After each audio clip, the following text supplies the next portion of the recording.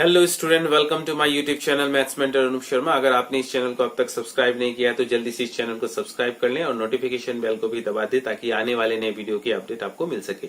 आज हम करेंगे क्लास 11 का chapter number 2 that is relation and function का पार्ट 1 करेंगे। तो इसमें आज हम सिर्फ कार्टेशियन प्रोडक्ट पे ऊपर फोकस करेंगे। तो देखते हैं Cartesian product of set. Cartesian product of set क्या बोलता है?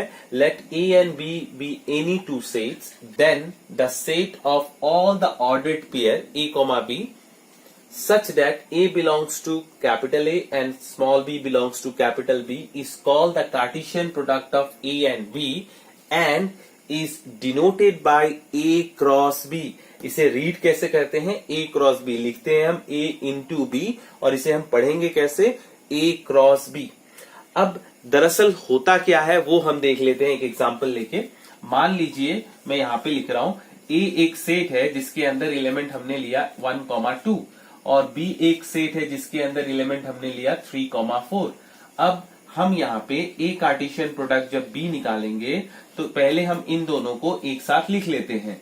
ये हो गया 3, 4। अब यहाँ पे एक्चुअली होगा क्या, हम पहले इस सेट के एक एलिमेंट को लेंगे, फिर इस सेट के एक एलिमेंट को लेंगे और उनको पेयर में लिखेंगे। तो देखिए यहां कितना होगा 1, 3 आ गया। फिर इस 1 के साथ हम इस 4 को लेंगे, 1, 4। फिर हम इस 2 के साथ फिर इन दोनों को लेंगे तो 2, 3 बनेगा एक और एक बनेगा हमारा 2, 4। तो इनको हम ब्रैकेट में इस तरह से लिख लेंगे। तो ये हमारा बन गया A क्रॉस B। यहाँ पे जो एलिमेंट है इसे हम बोलते हैं ऑर्डर्ड पेयर। अब इसे ऑर्डर्ड पेयर हम इसलिए बोलते हैं, यहाँ फर्स्ट एलिमेंट आता है फर्स्ट सेट से और सेकेंड एलिमेंट आता है सेकेंड सेट से। तो ये हमेशा क्या करता है, एक ऑर्डर मेंटेन करता है।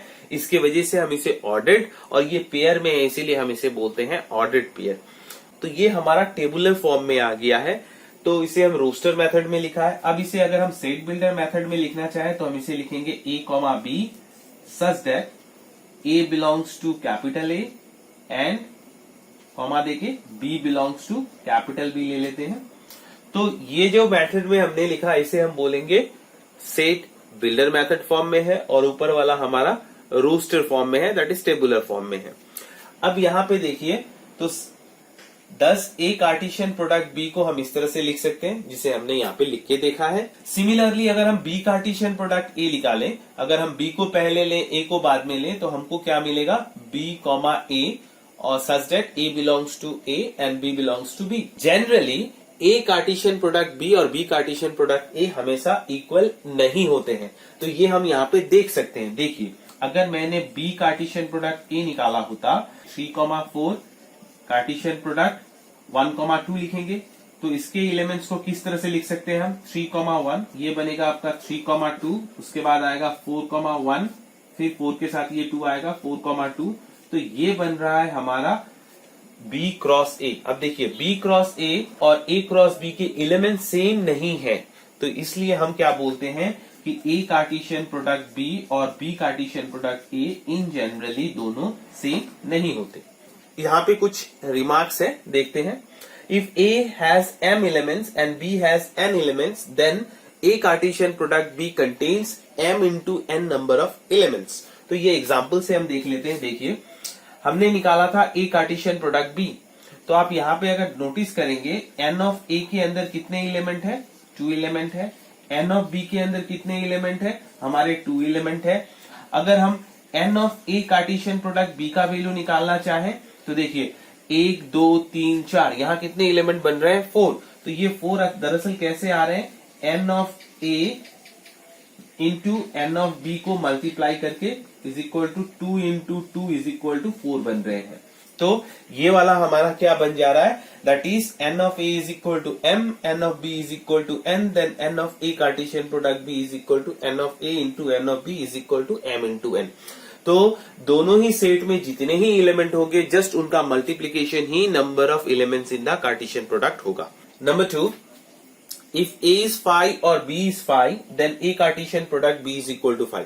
मतलब अगर सेट A में आपके कुछ भी नहीं है, खाली है, दैट इज नल सेट है, और या तो सेट बी आपका नल सेट है, तो आप जब कार्टेशियन प्रोडक्ट लेंगे तो एक सेट से तो एलिमेंट आएगा लेकिन दूसरे सेट से आप एलिमेंट नहीं ला सकते, तो इसलिए हमारा ए कार्टेशियन प्रोडक्ट बी का वैल्यू क्या होगा, 5 होगा। नंबर 3 में देखते हैं ए कार्टेशियन प्रोडक्ट ए, इसको हम लिख सकते हैं ए बी सी।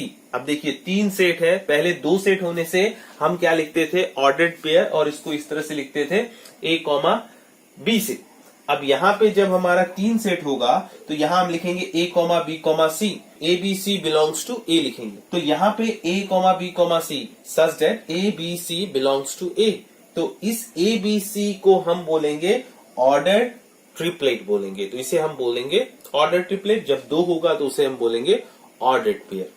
नेक्स्ट देखिए, मान लीजिए कि मैंने यहाँ x, y लिखा और दूसरा मैंने यहाँ पे 2, 3 लिखा। अब ये एक ऑर्डर्ड पेयर है, ये भी एक ऑर्डर्ड पेयर है।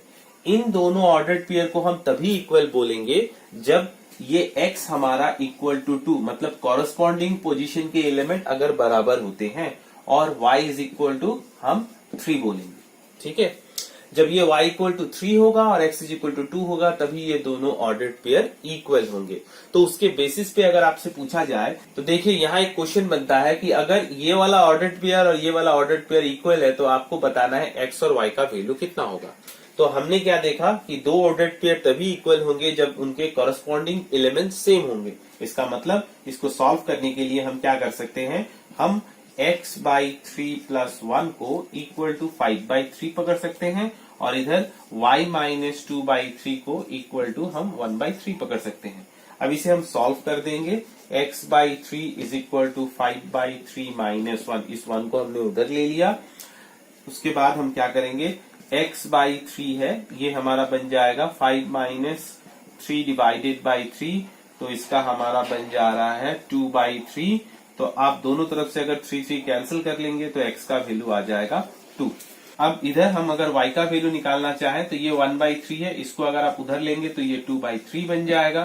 तो ये y इज इक्वल टू कितना होगा आपका, LCM 3, 1 plus 2 is equal to बन गया 3 बाई 3 इज इक्वल टू 1। तो हमको क्या मिला, x का वैल्यू 2 और y का वैल्यू 1 मिला। नेक्स्ट क्वेश्चन देखते हैं, यहाँ दिया गया है g is equal to 7,8 and h is equal to 5, 4, 2। हमें निकालना है g Cartesian product h and h Cartesian product g। तो हम पहले g कार्टेशियन प्रोडक्ट h निकालेंगे, तो हम पहले लिख लेते हैं ये 7,8, इसको लिख लिया। इधर हम h के एलिमेंट को लिख लेते हैं 5, 4, 2, ये सेट। अब हम क्या करेंगे, पहले 7 लेंगे, 7 के साथ ये तीनों एलिमेंट आएगा, 7,5 आ जाएगा, फिर 7,4 आएगा, इसको हम कॉमा देके लिखेंगे, 7,2 आ जाएगा। फिर अब हम 8 को लेके लिखेंगे, 8,5 होगा, उसके बाद हमारा 8,4 होगा, फिर हमारा 8,2 होगा। तो ये हमारा बन गया G क्रॉस H। अब हम निकालेंगे H क्रॉस G, तो पहले H को हम पहले लिख लेते हैं 5, 4, 2, इसके बाद हम लिखेंगे G को 7,8। तो अब यहाँ पे क्या करेंगे, इस 5 के साथ ये दोनों एलिमेंट को लेंगे, तो 5,7 होगा ये, उसके बाद होगा 5,8, फिर आपका 4 से लेना है 4,7, फिर 4,8 लेंगे, नेक्स्ट 2 के साथ लेंगे तो 2,7, फिर 2,8। तो ये हमारा बन गया H क्रॉस G। नेक्स्ट है हमारा if A is equal to 1 minus 1 दिया हुआ है सेट के अंदर, हमें निकालना है A कार्टेशियन प्रोडक्ट E। तो अब इसको हम कैसे करेंगे, हम पहले A कार्टेशियन प्रोडक्ट A के लिए हम इसे लिख लेते हैं -1, 1, ये हमारा फर्स्ट A के लिए आ गया, ये सेकेंड वाले के लिए, और ये हमारा थर्ड वाले के लिए आ गया। देखिए आप क्या करेंगे, आप एक साथ लिख सकते हैं, लेकिन स्टार्टिंग के लिए हम क्या करेंगे, पहले इन दोनों को लिख लेते हैं एक साथ में, फिर इसके साथ करेंगे हम ऑपरेट, कार्टेशियन प्रोडक्ट लेंगे। तो पहले जब आप इसको लेंगे तो ये क्या होगा, -1 के साथ ये -1 आएगा, इस 1 के साथ ये दोनों को -1, 1 आ गया, फिर 1 के साथ -1, फिर 1 के साथ 1। तो ये हमारा बन गया इन दोनों का कार्टेशियन प्रोडक्ट। अभी फिर से हमें इसे -1 और 1 के साथ लेना है, तो ये आप क्या करेंगे, -1, -1, इसके साथ हम इस -1 को लिए, अब इसके साथ फिर इस +1 को लेंगे, तो -1 हमारा +1 ये गया। नेक्स्ट इसके साथ -1 1 -1, फिर इसके साथ इसको लेंगे -1 1 1, इसके बाद इसके साथ लेंगे कितना होगा 1 -1 देन -1, फिर इसके साथ लेंगे हम 1 -1 1 होगा, फिर लास्ट वाले के साथ 1 1 -1 और फिर 1 1 1। तो देखिए ये हमारे आ गए 1 2 3 4 5 6 7 8। तो यहाँ पे कितने थे 4 और यहाँ पे 2, टोटल हो गए 8। तो ये आएगा हमारा A Cartesian product A, that is ये बन गया ऑर्डर ट्रिपलेट। नेक्स्ट देखिए यहाँ दिया है ए कार्टेशियन प्रोडक्ट बी में ये 3 एलिमेंट दिए गए हैं, हमें ए सेट निकालना है और बी सेट निकालना है। हमें क्या पता है कि ये जो ऑर्डर्ड पेयर है दरअसल ए और बी के कार्टेशियन प्रोडक्ट के वजह से आया है, और इसमें फर्स्ट सेट हमारा ए है और सेकंड सेट हमारा बी है। इसका मतलब जो भी ऑर्डर्ड पेयर होंगे उसके फर्स्ट एलिमेंट हमारा सेट ए से आया है और सेकंड एलिमेंट हमारा सेट बी से आया है। अगर आप यहाँ पे ध्यान दें तो फर्स्ट एलिमेंट यहाँ ए और बी है, तो मतलब फर्स्ट पोजीशन में सिर्फ ए और बी है, तो सेट ए के एलिमेंट जो भी बनता है वो क्या बनेगा, ए और बी बनेगा। ठीक उसी तरह से अगर हमारा सेट बी में अगर देखें तो बी हमारा सेकंड पोजीशन में है, तो सेकंड पोजीशन में आने वाले element B X Y and Y, तो हमारा बी के अंदर में क्या आएगा, एक्स और वाई आएगा। तो ये हो गया हमारा इसका आंसर, सेट ए ये बनेगा और सेट बी ये बनेगा। और कार्टेशियन प्रोडक्ट बहुत ही सिंपल था। अगर आपको ये वीडियो पसंद आया है तो इसे लाइक शेयर और सब्सक्राइब जरूर कीजिएगा। Thank you.